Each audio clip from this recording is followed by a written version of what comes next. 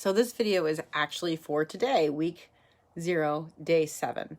You have now created your 12-week plan already, and you are today creating your first weekly plan, the plan you're going to be using this coming week.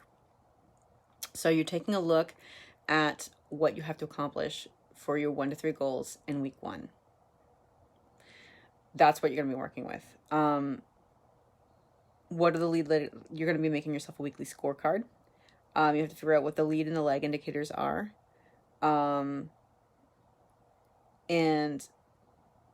what was I about to say? This has to be an effective plan, right? So the way the 12-week yearbook kind of talks about making your plan is to first start off with your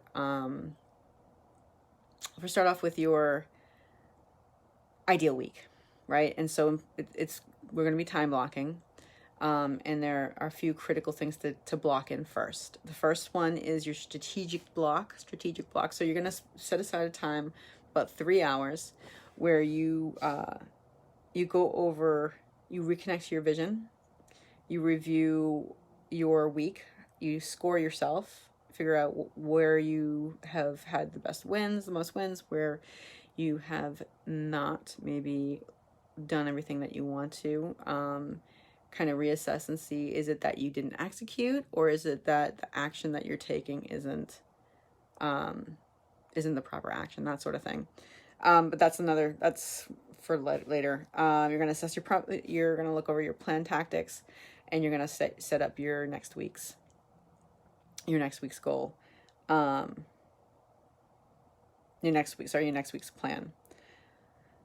And then if there's any other tactics you need to complete for the week, you can complete them during that time. Another thing to schedule is your breakout block. So there's a period of 3 hours that you want to schedule during the work day, where you just pretty much like leave and don't come back if you can. So, or I mean, just like, it's basically your chill time. You need to take 3 hours for yourself and just do something that is not related to work. And not related to anything stressful, that kind of thing. Then you need to schedule in your buffer blocks. Now, your buffer blocks are going to range for different people, change for different people, according to the person. Some people need 30 minutes a day. Some people, like I generally, it's like an hour or 2 a day. And I schedule 2, right? I schedule an hour in the morning, and then maybe a half an hour later during the day, depending on, I think I'll probably do 2 hours. But anyway, these are the blocks in which you do your emails, your texts, your follow-ups for your to-dos, any meetings you need to make. You organize your schedule, you go down your list of stuff that you've already completed or stuff that is in process, and you organize it. Figure out your to-dos for the day and record them. Right? So anything low priority, but needs to get done in a day kind of thing, is you schedule some time for that. And then after that, you're not picking up your phone. You're not texting back until your next buffer block, until lunchtime, something like that.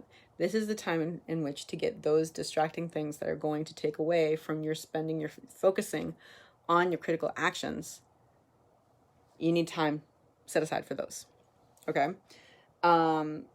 Then you're going to be doing what my friend Nicole calls the get shit done blocks.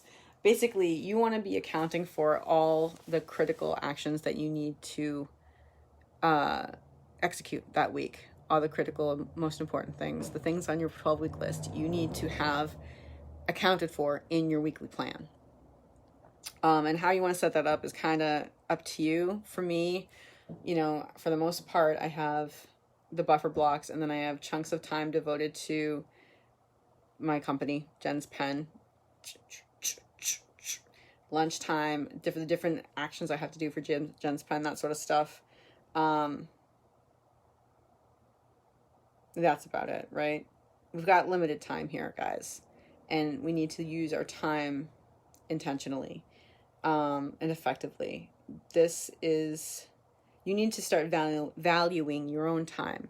and not other people's times. You are scheduling your time, and it's the time in which other people's shit, unless it's an emergency, does not enter. Okay? That's today's goal, and that's what you'll be working from starting tomorrow.